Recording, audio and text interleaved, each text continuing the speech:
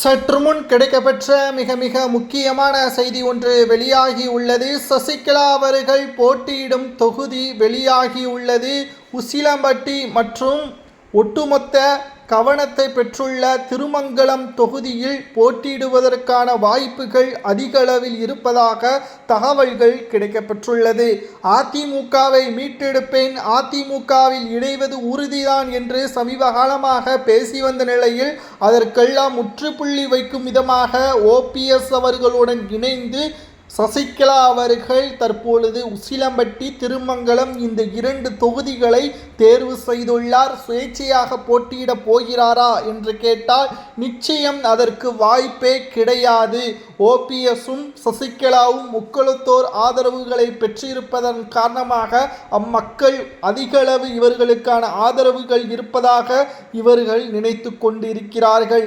இதனால் சசிகலா அவர்கள் ஒட்டுமொத்த எதிர்பார்ப்புகளை அனைத்தையும் மீறி தற்பொழுது தமிழக வெற்றி கழகத்துடன் இணைந்து கொண்டு வருகின்ற சட்டசபை தேர்தலை சந்திக்க உள்ளார்.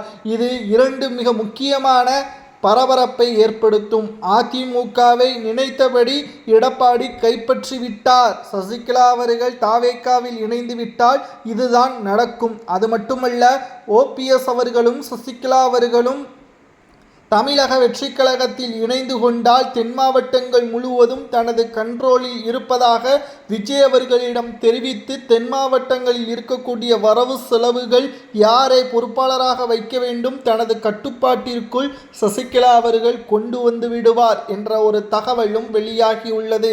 கூடவே இருந்து சசிகலா அவர்கள் ஜெயலலிதா அவர்களுக்கு ஒட்டுமொத்தமான திட்டங்களை போட்டு கொடுத்தார். அதனால்தான் அதிமுக வெற்றியடைந்தது என்று சசிகலா அவர்கள் பல வருடங்களாக கூறி வந்த நிலையில் விஜய் அவர்கள் சசிகலாவின் உதவியே பெறுவதற்காக தாவேக்காவில் இணைத்து கொள்வாரா என்ற ஒரு கேள்வியும் பரபரப்பை ஏற்படுத்தியுள்ளது.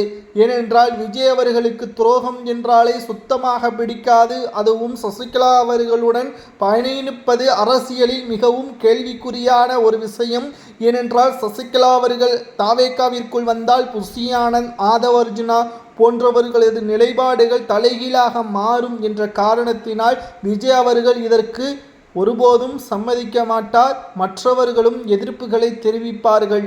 மேலும் தேவர் சமுதாய வாக்குகளை இலக்காக கொண்டு 25 தொகுதிகளில் ஒட்டுமொத்த ஆதரவாளர்களை களத்தில் இறக்க திட்டமிட்டிருப்பதாகவும், ஒன்று விஜய் அவர்களுடன் கூட்டணியோ அல்லது இணைவதோ உறுதி, அல்லது சுயேட்சையாக 25 தொகுதிகளில் போட்டியிட்டு தனது ஆதரவாளர்களை வெற்றியடைய வைக்க திட்டமிட்டுள்ளார் சசிகலா என்ற தகவல் கிடைக்கப்பெற்றுள்ளது.